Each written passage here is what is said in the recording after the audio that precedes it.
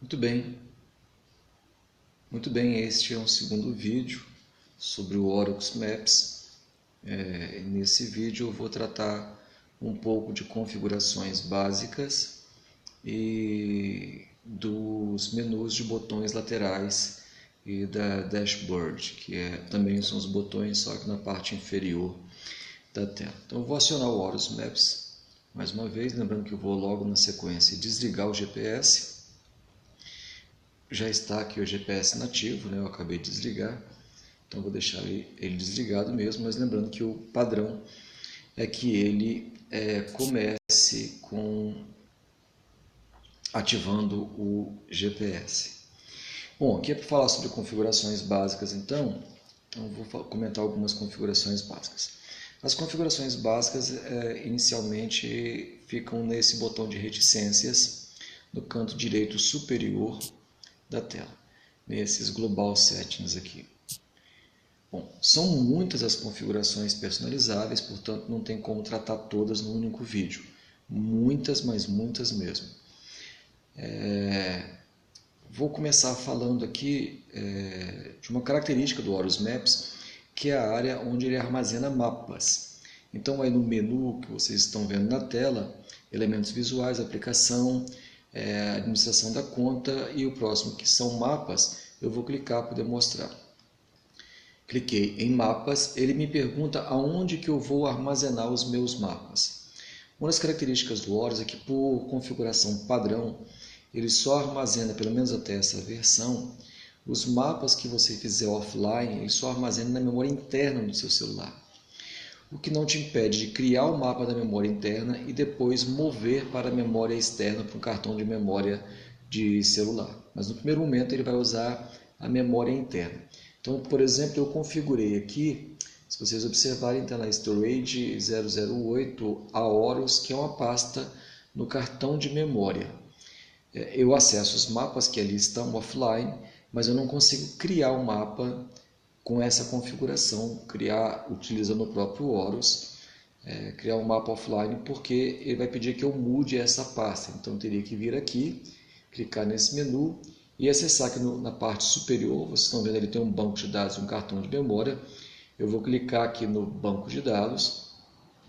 E no banco de dados, então, para que eu possa criar mapas offline, eu tenho que vir aqui e configurar a pasta Horus e a pasta de Map Files. Tá? Então, é essa pasta que teria que ser a pasta para criação, que permitir que eu possa criar mapas offline. Então, a gente de vez em quando tem que trocar aqui. Existe uma função nele que permite também criar aqui e depois ele arrasta automaticamente para lá. Bom, são muitas configurações aqui também. Tem o local de você armazenar modelos digitais de elevação. Ele gera também, eu não gosto muito dos modelos 3D do Horus Maps, mas ele gera também modelos 3D. Eu acho muito pesado para dispositivos de celular. O Wi-Fi Download é uma função que, se tiver habilitada, só fará download de mapas quando você estiver conectado a uma rede Wi-Fi. Isso para não usar os seus pacotes de dados. O KML Overlay Settings aqui também é onde você vai armazenar os arquivos KML, onde ele vai buscar esses arquivos KML e a forma como ele vai exibir esses arquivos KML. Ainda embaixo, configurações de zoom, eu acho importante comentar, porque aqui nas configurações de zoom, quando a gente cria um mapa offline usando um serviço de mapa, se essa função zoom automático que vocês estão vendo aí, a terceira de cima para baixo, se ela estiver ativa, significa dizer que quando você chegar num determinado zoom de um mapa e continuar tentando dar zoom, ele vai trocar aquele mapa por outro serviço de mapa, por outro mapa que estiver disponível para aquela área. Muitas vezes eu não quero que isso aconteça, eu prefiro ficar com uma resolução um pouco pior, mas eu mesmo ampliar a imagem. Então, para que ele não troque de mapa sem o seu consentimento, é importante desabilitar essa função de zoom automático, porque senão ele faz a troca do mapa assim que você dá o zoom, acima de um certo nível de zoom. Então aqui, essas são as configurações mais importantes que eu considero para o Horus. Tem outras funções aí que eu não vou entrar muito neste momento, como o atraso do movimento de GPS, quando você move a tela, o tempo que ele demora para poder recomeçar, a reinicialização de dados, que é quando você troca o seu sistema operacional e por aí vai. Bom, vou retornar então a essa tela de configurações aqui, principais, globais, para comentar sobre unidades de medidas. Então, de baixo para cima, aí, elementos visuais, aplicação, administração de conta, mapas, tracks e rotas, waypoints, sensores, como eu falei com vocês, o barômetro, e aqui a unidade de medida. Então, eu vou clicar aqui em unidades de medida para demonstrar aqui. Eu posso configurar o tipo de velocidade que eu quero. Se eu vou usar o Horus, por exemplo, para navegação, eu posso colocar aqui em nós, a velocidade em nós, para poder trabalhar com uma embarcação, por exemplo.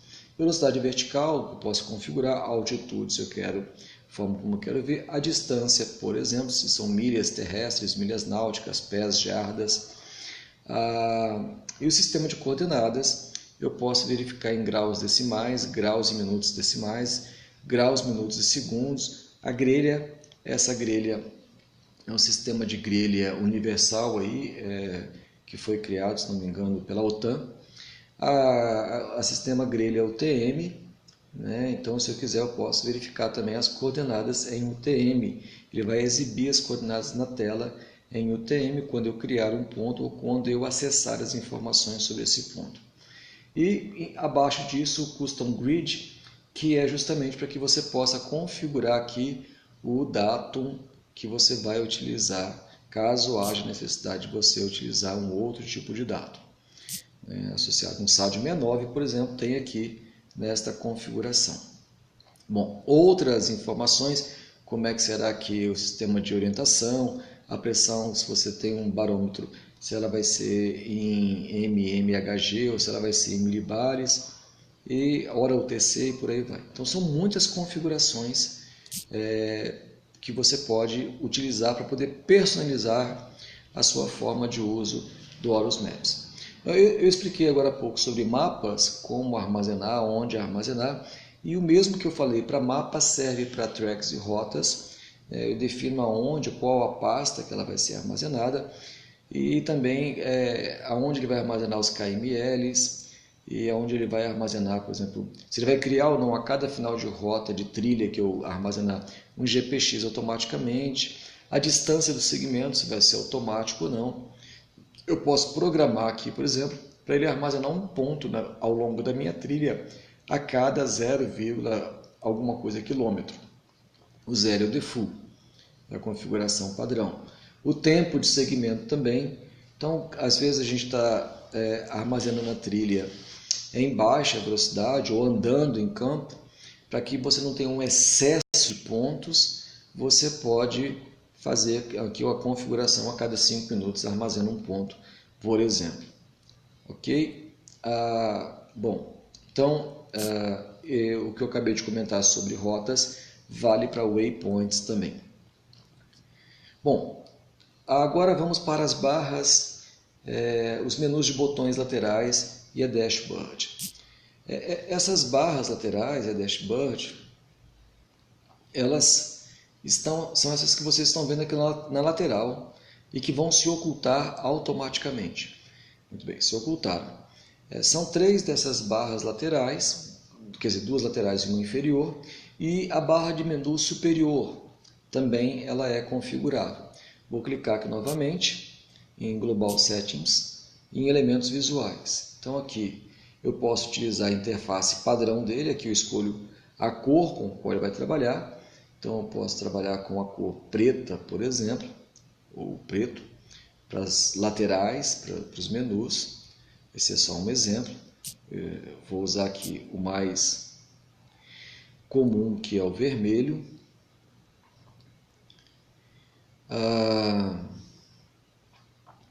E ainda, na parte de elementos visuais, os botões e os quadros de botões. Então vamos lá, botões. Esses botões, você tem a primeira função, que são os construtores de botões, onde você personaliza essas barras laterais de botões que vão aparecer. Como funciona isso? Então, se eu tocar em algum desses botões, ele desaparece da barra lateral. Vou dar um exemplo. o último botão do lado esquerdo, que é para ver a tela cheia. Então, eu cliquei, ele desaparece daqui.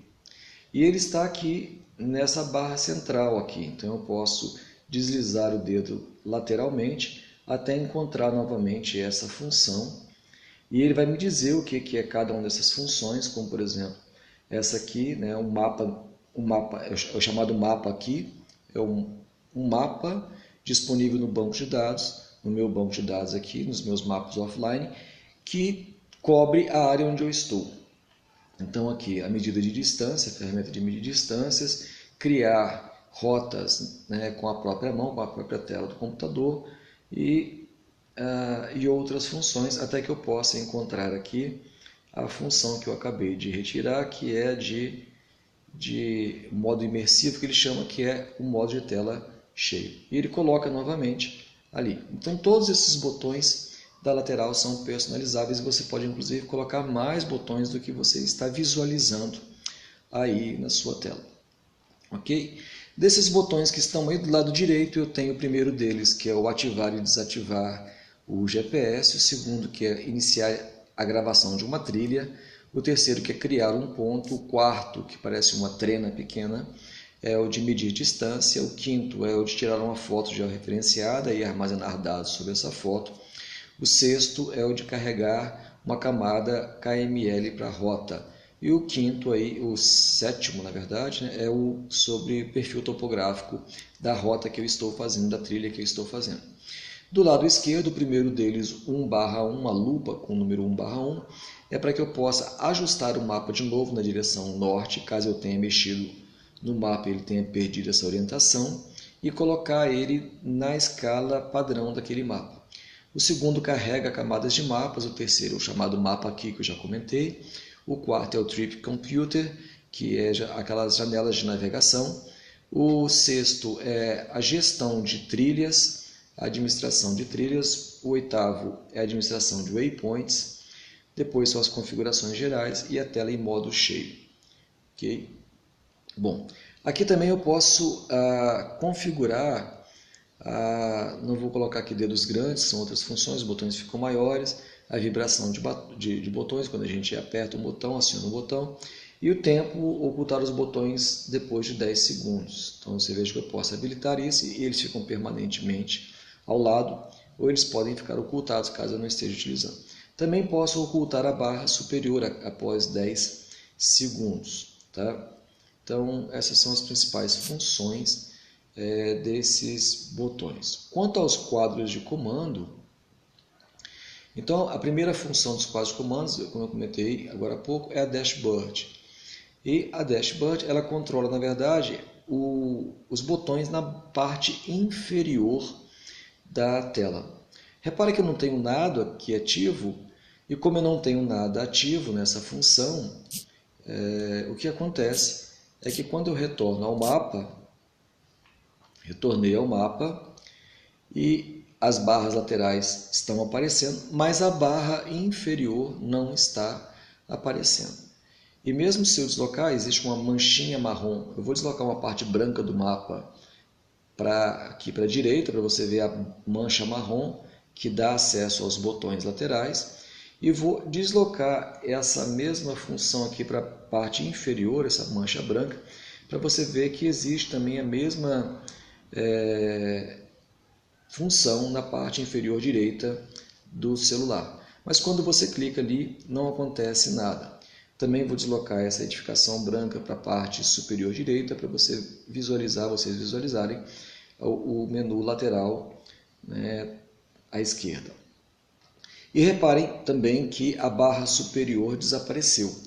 Essa barra de menu superior, ela faz falta, pelo menos para mim ela faz falta, mas ela está ativa. Se eu clicar aqui, né, onde ela estaria, ela reaparece. Basta clicar aonde ela estaria. Bom, daqui o que não aparece é a parte inferior, que é a dashboard.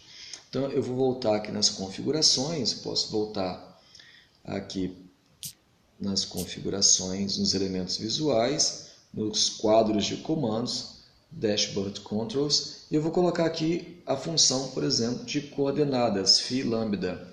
Poderia colocar somente latitude, longitude, o nível da bateria, o nível do zoom, o datum, o norte, a direção norte verdadeira, o norte magnético, a altitude do GPS, a altitude do modelo digital de elevação, a altitude barométrica, a velocidade, a precisão do GPS, o horário de nascer do sol, do pôr do sol e por aí vai. Uma série de funções que eu poderia configurar aqui para poder utilizar. Essas funções que eu estou configurando, então, elas vão aparecer naquela barra inferior.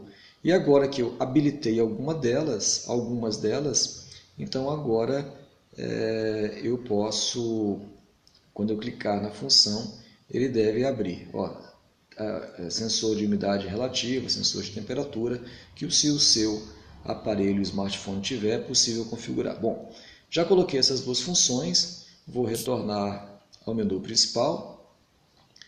E repare que aqui embaixo ele já está me dando phi e lambda aqui, as possibilidades. Ele não está pegando aqui a localização de onde eu estou, porque o GPS está inativo. Então, mas a função aqui no canto inferior direito, se eu clicar, ele abre essa função. Então, ele não está me dando as coordenadas porque eu estou com o GPS no modo inativo. Tá? Então, se eu estivesse com o GPS no modo ativo, aqui embaixo apareceriam aquelas informações básicas que ali estavam. Ok, então isso aqui é configurações básicas e menu de botões laterais e a dashboard do Horus Maps.